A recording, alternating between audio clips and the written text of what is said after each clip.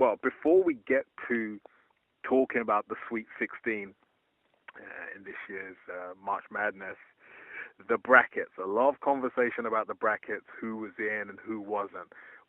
What's your take on that situation and thoughts on it?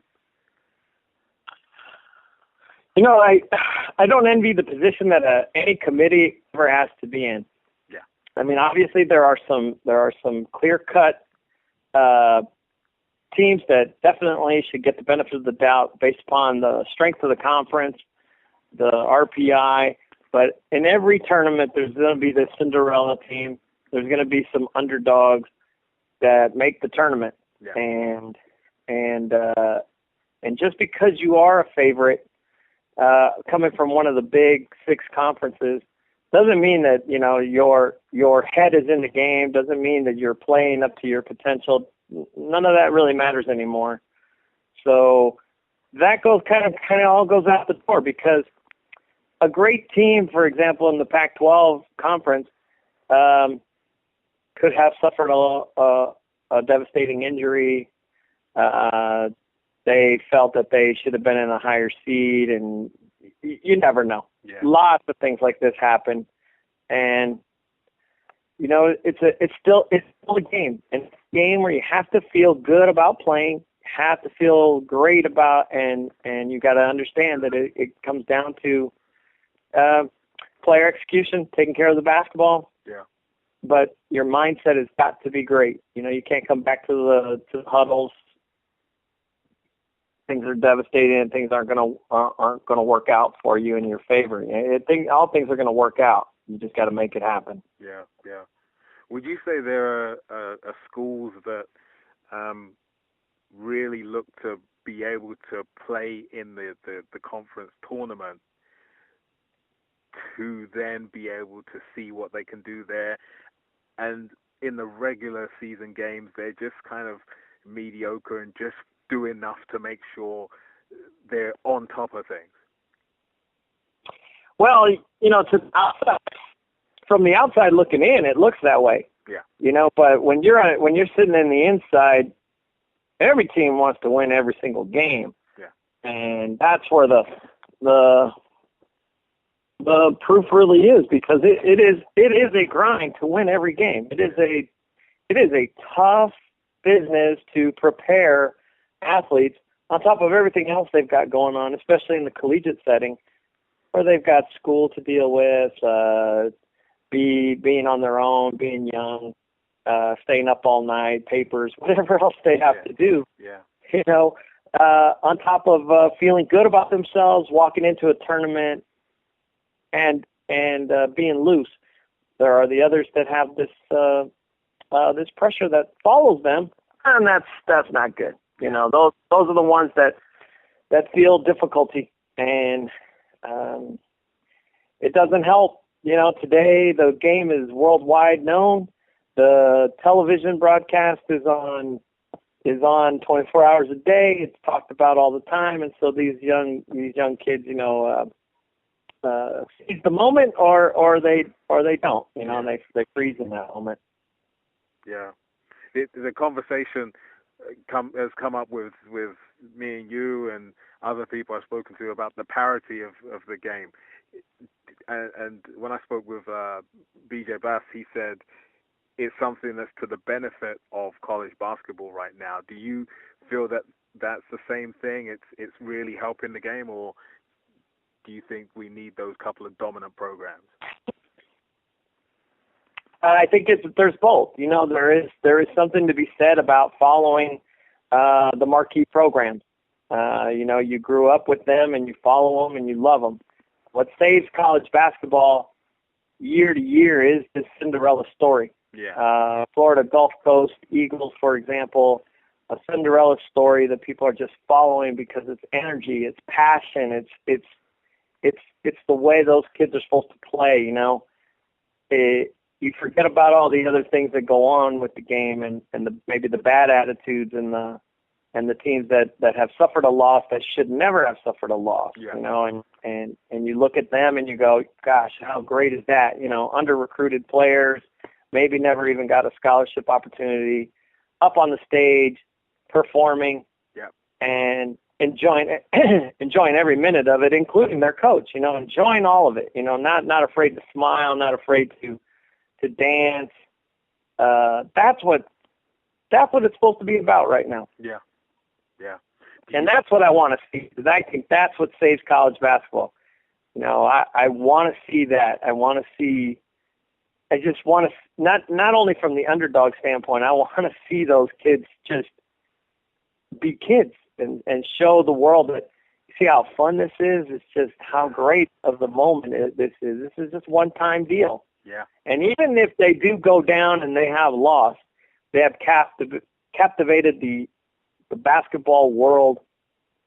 And for this brief moment in time, no one's talking about Louisville anymore. They're talking about Florida Gulf Coast, Yeah. Yeah. And in that case, I love it. Now, in another area, what has contributed, on top of whatever BJ Bass had mentioned, the parity in basketball. What has now been the difference maker, in my opinion, is that these mid-major programs have seniors. They have juniors. Yeah. They have guys that have stayed in that program for a number of years and have learned to deal with adversity, pressure, situations, and maybe the struggle to get into an NCAA tournament. Right. The one and dones, the high major programs that have dealt with elite freshmen, therefore the stuff is kind of negated. Yeah. And just because you're an elite freshman doesn't mean you've seen all the things that maybe that junior has in his 60 games versus your 20 games. And that's the difference maker for me right now, is to say, all things were equal at once upon a time, and there were juniors and seniors that stayed at Syracuse and Duke and North Carolina and those top programs like that. Yeah. The mid majors, usually didn't stand a chance. But now they do. They really have come back now, and they can play with anyone now. Right. Do you think that's going to continue? Oh, it goes hand in hand with the NBA. The NBA is a young man's sport. It's about getting guys at an earlier age, yeah, and therefore taking a risk on their longevity as athletes. And I fight with the struggle, because I see the young man's opportunity to go ahead and become a professional and take care of his family. Yeah. And they have every right to do so. But, with the NBA comes that 1-year rule, and unless that has changed, then they stay there. I just think the collegiate setting, the collegiate athletic world is it's a phenomenal place. Yeah.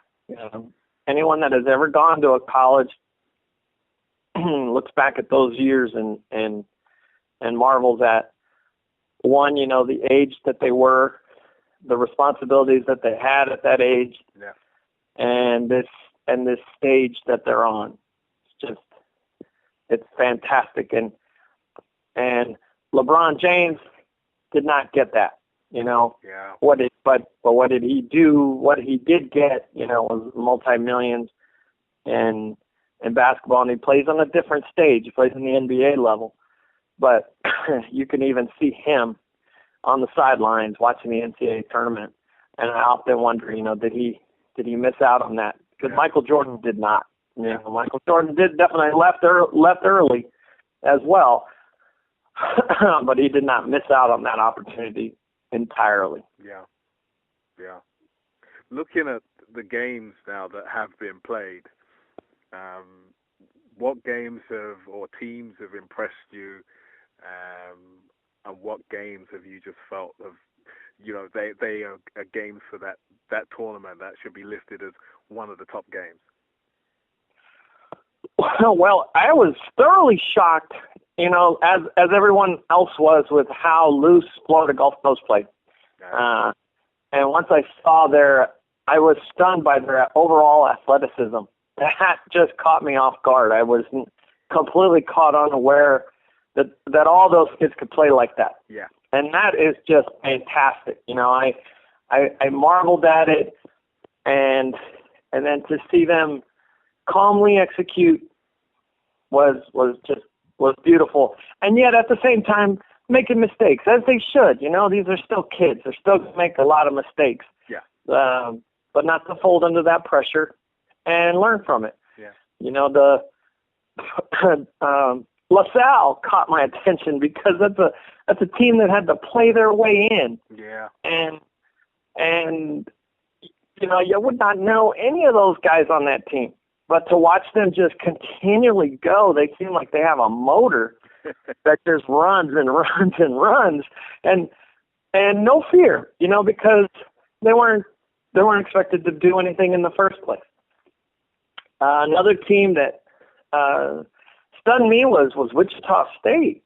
I mean, I looked at them and felt just like they stood toe to toe and just knocked down baskets, you know, and played for one another. Again, another team that I wouldn't say has a tremendous guy that just stands out. They all stand out. Yeah. And that was wonderful to see. Of the big giant teams, you know, a team like Arizona has a stellar guard. Yeah. Has big men that are athletic and can continually keep coming at you. So that has a lot to do with, you know, longevity and how they're going to, you know, perhaps stay in the tournament. But I'm not really overly sold on any of those. I'm really captivated by the ride of watching these underrated teams Yeah. perform. Yeah. You know, it's just I'm caught up in that hysteria watching like a Florida Gulf Coast, and just I'm in amazement. I'm like, look at the confidence level that this kid has. Yeah.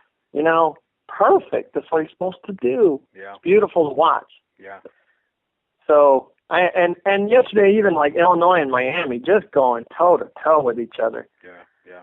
Unfortunately, you know, sometimes referee calls can affect them, and I think that might have been what it was, and that's tragic. I don't like seeing that. Yeah. Definitely. But the game is that's what's great about it. They go at it, and they're just doing what they're supposed to. Yeah. How the games are going to be played for the Sweet 16? Which one would you say? Now, okay, you've mentioned LaSalle and Wichita State, and they play each other. Right. You know, then you've got Florida playing Florida Gulf Coast. Right. So, you know, they're big games. Are you saying that they're going to be the games to watch? No question. I mean, that Florida Gulf Coast is going to be the game to watch. Two of the same styles. I think they're going to go and run up and down. I think they're going to look great doing it. It's going to be fun. Yeah. I think that's going to be absolutely fun to watch. LaSalle, Wichita, you're right. You know, it's like either one advances, it looks fantastic. Yeah. You know, either one of them. Yeah. You know, because it's unheard of.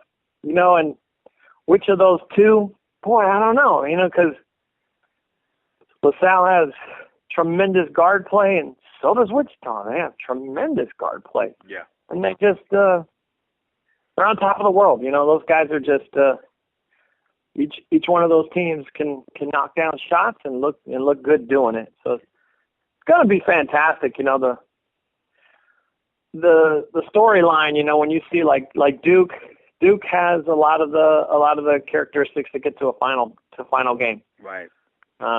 Michigan State has that.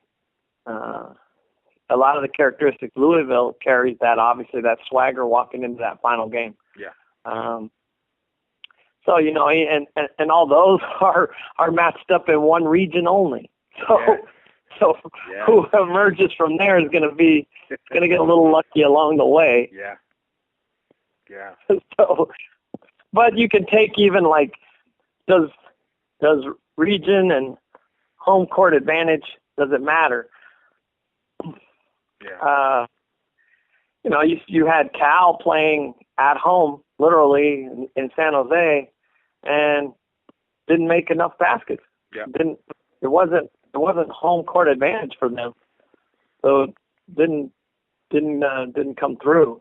Now Indiana Syracuse, that's going to be a nice matchup, because Syracuse is going to want to slow them down, but the pace of the games now, the energy level is great. It's intense. Yeah. And so it's going to be great. It's going to be that's what it's supposed to be. You never know who's going to win. Really depends, like I said, in all my years of coaching, it really depends now on how great a kid feels when he comes into the building, gets in the locker room, and that's at all levels. How confident are they? Do they know what they're going to be doing? Yeah. And are they happy playing for one another? And if you got those characteristics of a great point guard and some solid play in terms of players not afraid, go getting rebounds and competing, I think you got a chance to win it all the time.